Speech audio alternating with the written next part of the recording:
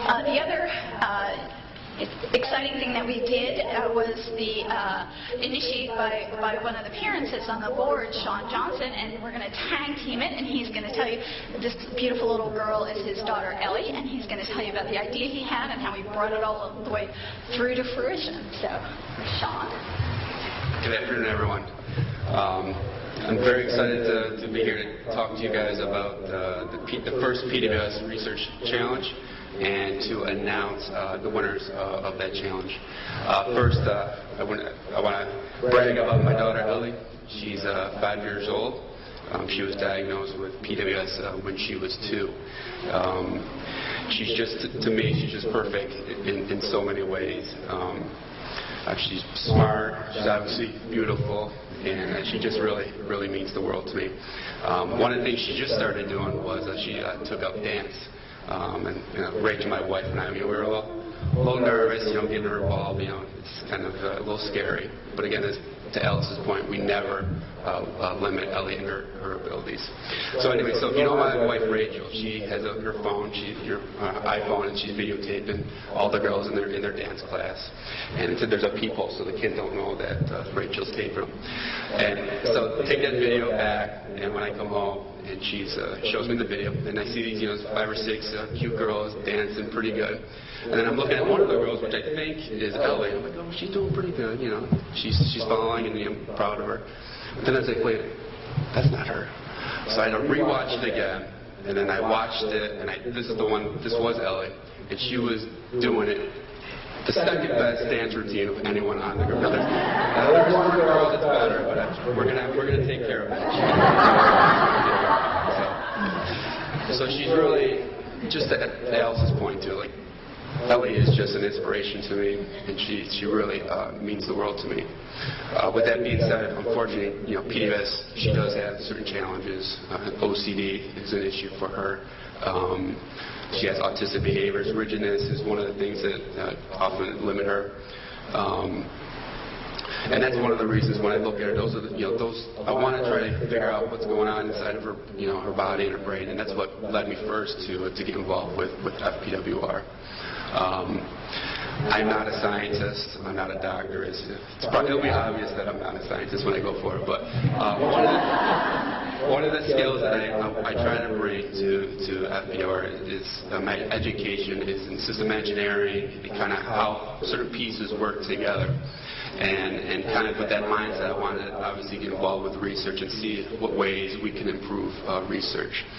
So that's kind of how we led to the research challenge. I actually the first person I talked to was Keegan Johnson. Obviously, most people know him. And if you didn't know, he's very motivational. And when I told him about this idea, he said, keep doing research and let's try to get this thing off the ground. So after I did that for some time, I then obviously talked to Teresa, and then Teresa, myself, and Keegan kind of worked with the board to try to get this research challenge off the ground. So with that being said, we actually ended up partnering with a company called Incentive. They're the pioneer and one of the leaders in the crowdsourcing and research prize market space. They're incredible to work with. They really helped us learn the process because it's not quite as simple as you might think. There's a lot of legal issues, contraction issues, and how you get your message out to the community. So they've been an incredible resource. And they also have, which was an added bonus, was a program called the Public's Good Program. And what it is that for nonprofits, your first prize, they end up waiving all the fees and all the commissions that go on. And so all the organization has to do is provide that award. And their platform, they have over 250,000 solvers, which are the people that try to solve the challenges. And their network, they have a lot of connection with The Economist, Popular Science, and the Nature Journal, which reaches over, I think it was over 2 million people. So it's a great opportunity to get FPWR and Prader-Willi syndrome out to the masses. Okay, so as I said, I worked with Teresa and Keegan and the board to come up with a question that we wanted the community to look at. creating that question is not as simple as it might seem. Teresa, myself, and Keegan went back and forth and kind of making sure we got the challenge and the wording just correct. But what we came up with was the challenge to the community was to identify insights into the mechanisms of hyperphagia and PWS and provide possible treatments and interventions. And then our main goal for this challenge was really to try to push our thinking in regards to how hyperphagia works, and really kind of, oftentimes you get kind of stuck in your certain way of thinking. We really wanted this challenge to really kind of spark new ideas and kind of have a real good brainstorm session. The selection committee, we had obviously Teresa was on it, and then one of our scientific review board, Susan Sell. And then there was me, 2 PhDs and me. So we launched the challenge on December 15th, and it went for over a month. We had 227 active solvers looking at the question, and then at the end of the process, we actually had 29 submissions that the selection committee had to review. There was a lot of quality solutions, and it was a real big challenge to isolate it down to the 4 winners. We had of the 4 winners, we have 1 top prize of $5,000, and then 3 runner-ups of $1,000 each. Okay, the first runner-up has to deal with binge eating disorder. A lot of times when we talk about Prader-Willi syndrome, when I'm explaining to my friends or family members, the first thing I tend to say is it's a genetic disorder of chromosome 15. But then pretty quick say that it's the number 1 genetic cause of obesity. And what this solution is talking about is that framework isn't always the right way to think of it. Obesity is the end result of the eating disorder, and if we look at obesity or binge eating from the perspective of binge eating disorder, we can provide a better understanding of the mechanism of hyperphagia. In the paper, the solver talked about how there was over 2,000 when you do a search on PubMed of the keywords PWS and obesity, yet there was only 10 when you do the same search for PWS and binge eating. The solver's recommendation that by, again, looking at hyperphagia from a binge eating perspective will help provide a better understanding of the neurological causes of the disorder. And then the person goes through certain recommendations that they would like to see to help us further the advancement of hyperphagia. The first one is to form alliances with binge eating organizations. And then the other one is to look at potential binge therapies that can be applied to people with PWS. And then another one is to promote basic research and clinical research in the context of a binge eating disorder.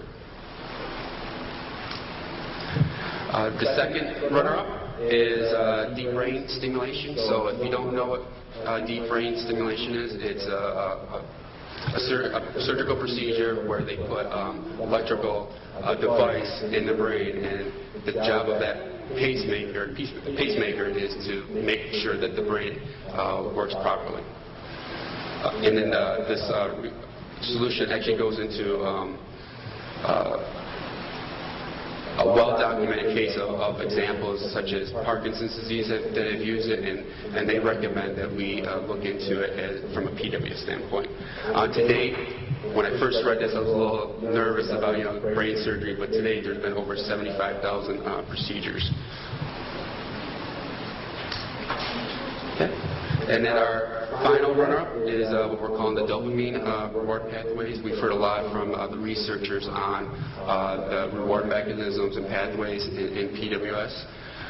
Food intake is regulated by 2 major functions. The first one is the homeostatic pathway, which has to deal with when your body needs energy, and then once you eat, you're then satisfied. And then the hedonic pathway, which is your reward pathway, has to deal with when, like if you want a piece of cake and you're not really hungry but you really want the piece of cake. So that's the hedonic pathways, the reward pathways.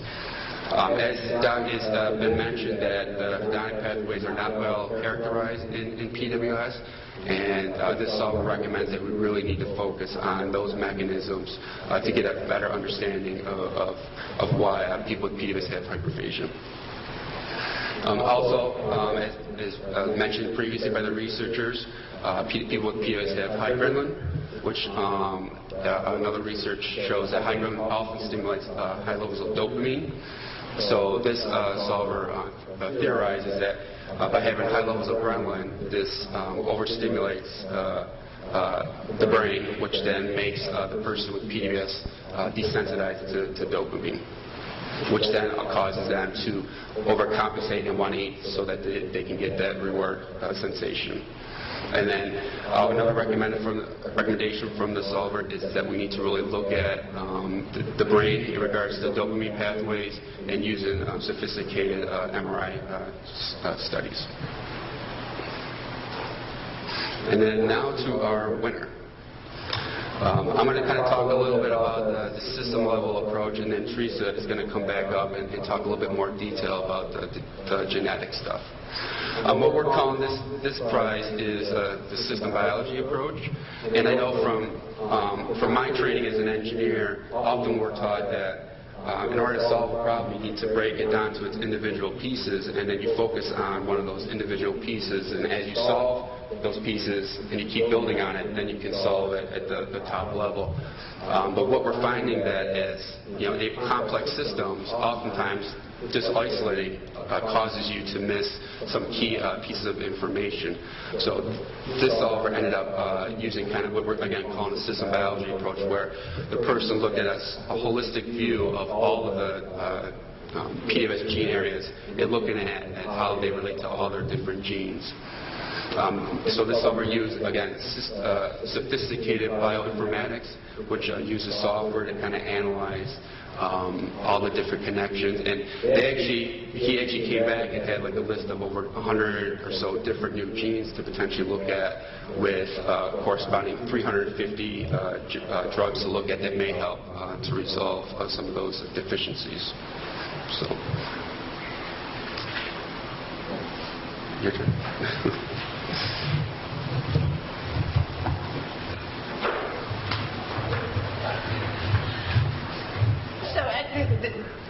I don't know that I need to tell you this. I probably don't understand it any better than Sean does, but this solver used, so bioinformatics is a big thing in science these days, and it really takes someone who understands the best programs and how to use them in order some of us dabble in bioinformatics a little bit. You can spend a lot of time there and get a ton of information and still not know what it means. So it really takes someone who knows how to manipulate this. So the example that this solver gave was to look at some of the pathways in PWS, and using this program which compiles information from 300,000 chemicals and small molecules with 2.6 million proteins from 133 organisms, and all the scientific evidence for how those interact will bring all of that together and make connections for you. And what it does is allow you to pick up connections that you wouldn't necessarily have picked up if you're just reading X paper over here. I think we based our choice on, there were, as Sean said, many good entries, many of them which looked at some of the pathways that we already knew were important in PWS, and we tried to choose those solutions that made us think about PWS in new ways, and this was one of them. And it turned out, so Sean, you didn't tell the best part, which is, okay, so the whole thing is anonymous, right? So you just get these solutions, and then you have to go through them and rate them, and you score them, and choose your prizes, and then they tell you who the winner was. So it turned out the winner, the grand prize winner, is a professor at a university in Argentina who does bioinformatics all the time. He's well published in bioinformatics, and so it'll be great to. We want to continue hopefully working with him and looking at some of these pathways in PWS, I'll let Sean tell the really funny part. But when we looked, it's an international competition, of course. So where did we get the most winners from?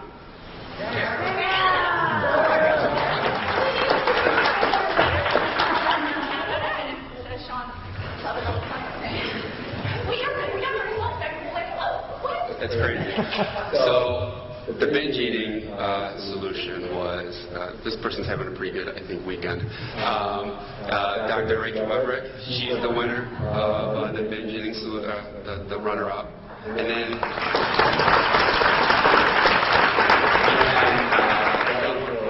the dopamine. It was a dopamine. There's from Alberta, there's a graduate student from Canada that wanted to. So I don't think that person's here. I don't. No. So I was thrilled with the process, and I was very excited with the selections that we made, and I definitely looking forward to working with the people that won, and I look forward to trying to do another prize at some point. So thank you.